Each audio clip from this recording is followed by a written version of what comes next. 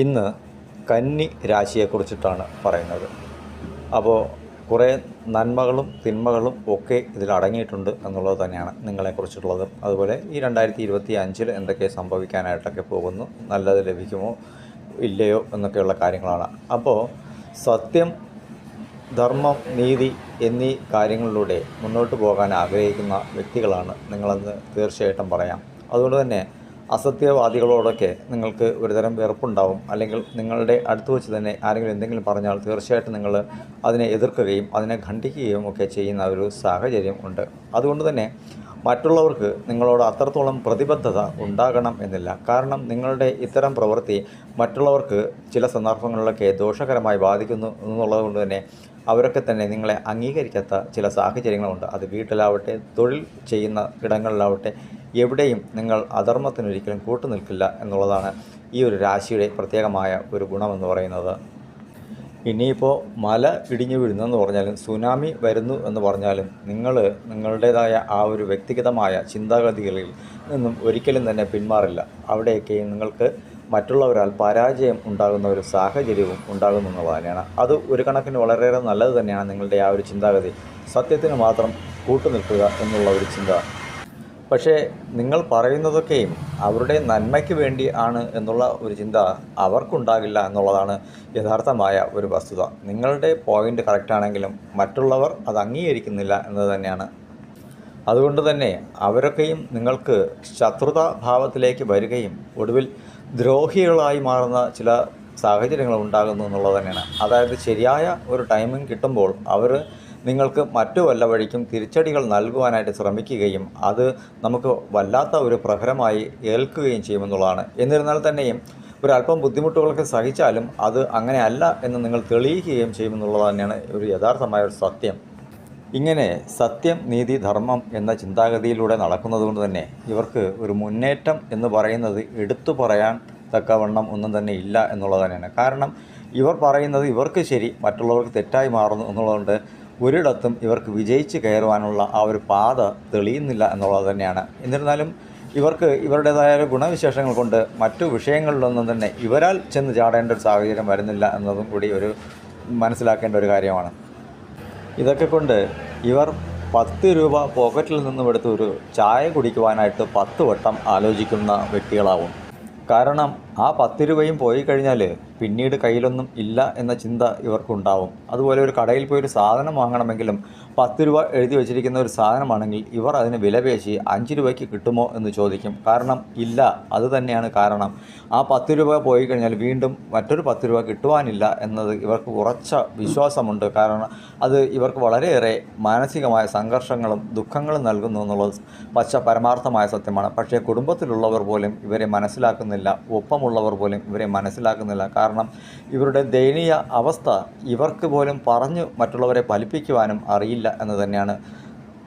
മറ്റൊരു കാര്യം പറയുകയാണെങ്കിൽ ഇവർ തൊഴിൽ ചെയ്യുന്ന ഇടം, അതായത് ഇവരൊരു 10 വർഷം കൊണ്ട് ഒരു സ്ഥാപനത്തിൽ ജോലി ചെയ്യുകയാണെങ്കിൽ ഇവർക്കുള്ള ശമ്പളം 15,000 രൂപയായിരിക്കും. കാരണം അവർ ആ 15,000 രൂപയിലും അവർ സ്വസ്ഥമായി തന്നെ ജീവിക്കുവാൻ ആഗ്രഹിക്കുന്നത് കൊണ്ട്. എന്നാൽ അവിടെ 10 ദിവസം മുന്നേ ജോലിക്ക് വന്ന ഒരു വ്യക്തിക്ക് ലഭിക്കുന്നത് 30,000 രൂപ ശമ്പളമായിരിക്കും. കാരണം അയാൾ അവിടെ തിരിമറികളും ചതികളുമൊക്കെ ചെയ്താണ് അങ്ങനെയൊക്കെ സമ്പാദിക്കുവാനായിട്ട് ശ്രമിക്കുന്നത്. അവരെയൊക്കെ വലിയ രീതിയിലൊക്കെ ബൂസ്റ്റപ്പ് ചെയ്ത് ഹൈപ്പ് ചെയ്തൊക്കെ സംസാരിച്ച് വളരെ പൊങ്ങച്ചങ്ങളൊക്കെ കാട്ടിയായിരിക്കും അവർ അത്തരത്തിലൊക്കെ പണമൊക്കെ നേടുന്നത്. എന്നാൽ ഇവർ കിട്ടുന്ന സത്യസന്ധമായ പണത്തിലൂടെ ജീവിക്കാൻ ആഗ്രഹിക്കുന്നത് കൊണ്ട് അവർക്ക് എല്ലായിടത്തും അധ്വാനം കൂടുകയും ശമ്പളം കുറയുകയും ചെയ്യുന്ന ഒരു സാഹചര്യം കൂടി എല്ലായ്പ്പോഴും ഉണ്ട് എന്ന് തന്നെയാണ്. പൊതുവായിട്ട് ഞാൻ കന്നിരാശിക്കാരെ പറയുന്നത് കണ്ണുനീർ രാശിക്കാരെന്നാണ് പറയാറ്. എന്താണെന്ന് വെച്ചാൽ ഈ കന്നി എന്ന് പറഞ്ഞാൽ തന്നെ സ്ത്രീയാണ്. അപ്പോൾ അവിടെ ഈ സ്ത്രീകൾക്കാണല്ലോ കണ്ണുനീർ തുള്ളിയെ സ്ത്രീയോട് ഉപമിച്ചത്. അപ്പോൾ ഇവർക്കും അതേ ഒരു ഭാവം തന്നെയാണ്. ആൺപെൺ വ്യത്യാസമൊന്നുമില്ല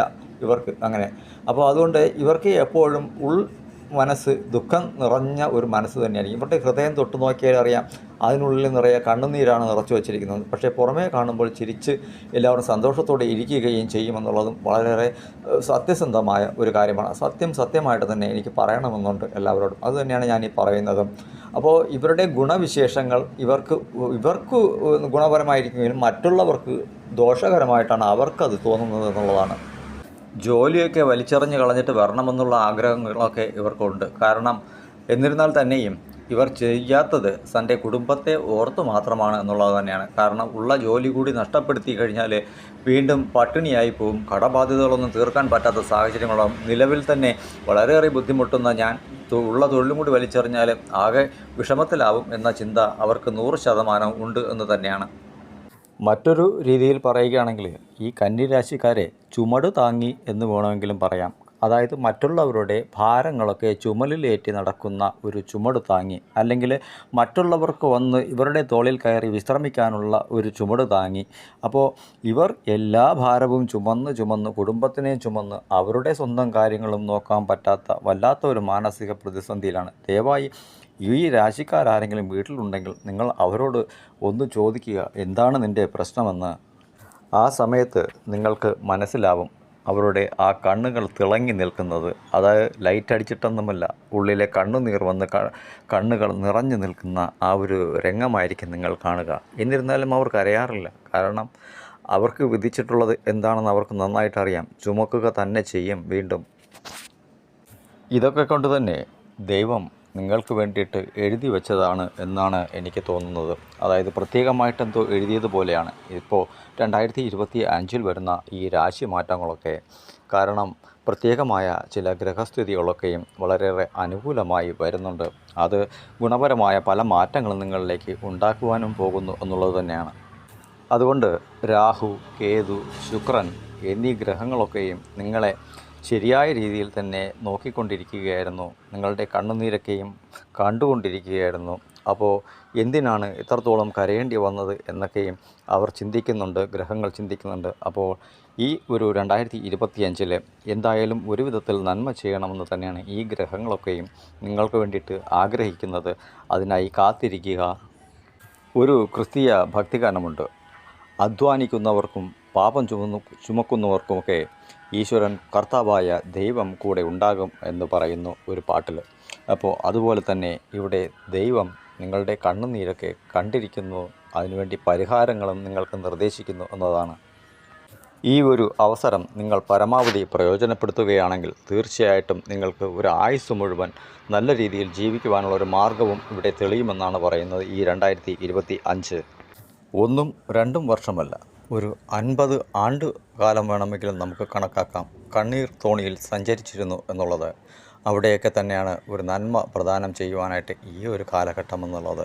പരമാവധി പ്രയോജനപ്പെടുത്തുക. അതിനുള്ള മാർഗങ്ങൾ ഞാൻ നിർദ്ദേശിക്കാം. അതുകൊണ്ട് അഷ്ടലക്ഷ്മി കടാക്ഷം നിങ്ങളിലേക്ക് എത്തുന്ന ഈ ഒരു കാലഘട്ടത്തിൽ നിങ്ങൾ ചെയ്യേണ്ട ഒരു കാര്യം, ഇനിമേലിലെങ്കിലും ആരുടെയും ഭാരങ്ങൾ ചുമന്ന് തോളിലേക്ക് വയ്ക്കാതെ ഇരിക്കുക. ആരുടെ കാര്യത്തിലും അഭിപ്രായങ്ങൾ പറയാതിരിക്കുക. മറ്റുള്ളവരുടെ ഉപദേശങ്ങൾ കേൾക്കാതിരിക്കുക. നിങ്ങൾ ചെയ്യുന്ന കാര്യങ്ങൾ എന്താണോ അത് സത്യസന്ധമായ നിങ്ങളുടെ ആ ഒരു മനസ്സുകൊണ്ട് തീർച്ചയായിട്ടും ആ രീതിയിലേക്ക് തന്നെ ചെയ്ത് മുന്നോട്ട് പോകുക. നിങ്ങൾ എടുക്കുന്ന ഓരോ പ്രവൃത്തിയും നിങ്ങൾക്ക് തന്നെ വിജയമായി മാറുന്നത് നിങ്ങൾ സ്വയം തിരിച്ചറിയുകയും ചെയ്യുന്ന ഒരു വർഷമാണ്. അതുകൊണ്ട് ഈ പറയുന്ന കാര്യങ്ങളൊക്കെ തന്നെ, അല്ലെങ്കിൽ ഈ പറഞ്ഞ കാര്യങ്ങൾ മനസ്സിനുള്ളിൽ വച്ച് തന്നെയാണ് നിങ്ങൾ ഈ ഒരു വർഷം പ്രവർത്തിക്കേണ്ടത്. ഒരു ഭാരവും ഇനി ചുമന്ന് തോളിലേൽക്കരുത്. ഒരു ഭാരം ചുമലിലേക്ക് അധികമായി വന്നു കഴിഞ്ഞാൽ അതിനെ നല്ല രീതിയിൽ തന്നെ അപ്പോൾ തന്നെ ഇറക്കി മാറ്റി വയ്ക്കുക, സ്വയം ചുമന്നുകൊള്ളുക എന്ന് പറയുക. അപ്പോൾ ഇങ്ങനെയൊക്കെയുള്ള കാര്യങ്ങൾ നിങ്ങൾ ചെയ്യേണ്ടത് വളരെയേറെ അത്യാവശ്യമായിരിക്കുന്നു ഈ ഒരു കാലഘട്ടത്തിൽ. അതുകൊണ്ട് ഈ വർഷം നിങ്ങൾക്ക് വീട് വയ്ക്കാൻ ആഗ്രഹിക്കുന്നവർക്ക് വീട് വയ്ക്കുന്നതിനേക്കുള്ള ഒരു സാഹചര്യം ഇവിടെ ഉണർന്നു വരുന്ന തന്നെയാണ്. അതുപോലെ തൊഴിൽപരമായി പ്രമോഷനൊക്കെ ആഗ്രഹിച്ചിരുന്നവർക്കും അങ്ങനെ ഒരു നടപടി അല്ലെങ്കിൽ മറുപടിയൊക്കെ ലഭിക്കുന്ന ഒരു കാലഘട്ടമൊക്കെ തന്നെയാണ്. തൊഴിൽ തടസ്സപ്പെട്ടിരുന്നവർക്കൊക്കെ തന്നെയും തൊഴിലിൽ മുന്നേറ്റം കിട്ടുന്ന ഒരു കാലഘട്ടം തന്നെയാണ് ഈ വരുന്ന ഒരു സമയം. പക്ഷേ ഇവിടെ ചിന്തിക്കേണ്ട ഒരു കാര്യം, ഒരിടത്തും തർക്ക മനോഭാവങ്ങൾ ഉന്നയിക്കരുത് എന്നതാണ്. അതായത് തർക്ക മനോഭാവങ്ങൾ പലയിടങ്ങളിലും ഉണ്ടാവാം. നിങ്ങൾക്ക് ഇഷ്ടപ്പെടാത്ത പല കാര്യങ്ങളും നിങ്ങളിലേക്ക് വന്നെത്തുന്ന ഒരു സാഹചര്യം ഉണ്ടാവും. എന്നിരുന്നാലും അവിടെയൊന്നും തർക്ക മനോഭാവങ്ങളൊന്നും കാണിക്കരുത്. നിങ്ങൾക്ക് അനുകൂലം അല്ല എങ്കിൽ മാത്രം സ്വയം ഒഴിയുക. അല്ല, നിങ്ങൾക്ക് നേട്ടമുള്ള കാര്യമാണെങ്കിൽ ആ ഒരു അനുകൂലത്തിൽ നിങ്ങൾ ചേർന്ന് നിങ്ങൾ പ്രവർത്തിച്ച് മുന്നിലേക്ക്, നിങ്ങളുടെ വിജയത്തിലേക്ക് മുന്നിലേക്ക് വരണമെന്നുള്ളതാണ്. സത്യസന്ധമായ പ്രവർത്തനങ്ങളിലൂടെ തന്നെ മുന്നേക്ക് വരാവുന്നതാണ്. അപ്പോൾ എടുത്തടിച്ച് ഒരു കാര്യങ്ങളും പറയുകയോ പ്രവർത്തിക്കുകയോ ചെയ്യാൻ പാടുള്ളതല്ല. തൊഴിൽ ഇടങ്ങളിലൊക്കെ നിരവധി പ്രശ്നങ്ങളൊക്കെ ഉണ്ടാകുന്ന ഒരു സമയം കൂടിയാണ്. എന്നാൽ അതുതന്നെയാണ് ഞാനീ പറയുന്നത്. അതൊക്കെ താൽക്കാലികമായ ഒരു പ്രശ്നം മാത്രമായിട്ടായിരിക്കും നിങ്ങൾക്ക് ഉണ്ടാവുക. കുടുംബപരമായിട്ടാണെങ്കിൽ സ്ത്രീകളൊക്കെ തന്നെ വളരെയേറെ അനുസരിച്ച് തർക്ക മനോഭാവങ്ങളൊന്നും ഇല്ലാതെ തന്നെയാണ് പോകേണ്ടത്. അതായത് കുടുംബത്തിൽ ഒരു 4 പേരുണ്ടെങ്കിൽ 4 പേരും അനുസരിക്കാത്ത, അല്ലെങ്കിൽ പറഞ്ഞാൽ കേൾക്കാത്ത, അല്ലെങ്കിൽ എതിർത്ത് നിൽക്കുന്നവരൊക്കെ ഉണ്ടാവും. എന്നിരുന്നാൽ തന്നെ അവർക്കൊപ്പം അനുകൂലമായ ഭാവത്തിലേക്ക് സഞ്ചരിക്കുക. ആ ഒരു അനുകൂല ഭാവത്തിലേക്ക് സഞ്ചരിച്ച് വേണം നമ്മളുടെ മാർഗത്തിലേക്ക് എത്തുവാനെന്നുള്ളത് കൂടി ഈ കന്നി രാശിക്കാരോ കന്നി ലഗ്നക്കാരോ ഒക്കെ മനസ്സിലാക്കുക. തീർച്ചയായിട്ടും നല്ല ഒരു ഫലമായിരിക്കും ഈ വർഷം നിങ്ങൾക്ക് കിട്ടുക. അതുകൊണ്ട് എടുത്തടിച്ചുള്ള പ്രവണതകളും വാക്കുകളും ഒന്നും ഒരിക്കലും പ്രായോഗികമല്ല ഈ 2025 പറയുന്നത്. കാരണം വിജയത്തിലേക്കുള്ള എല്ലാ വഴികളും നിങ്ങൾ തന്നെ സ്വയം വലിച്ചടയ്ക്കുന്നതിന് തുല്യമായിരിക്കും അത്. രണ്ടാം ഭാഗം തൊട്ടു പുറകെ ഉണ്ട്. അതും കൂടി കാണുക. എങ്കിൽ മാത്രമായിരിക്കും ഇത് പൂർണ്ണമാകുക.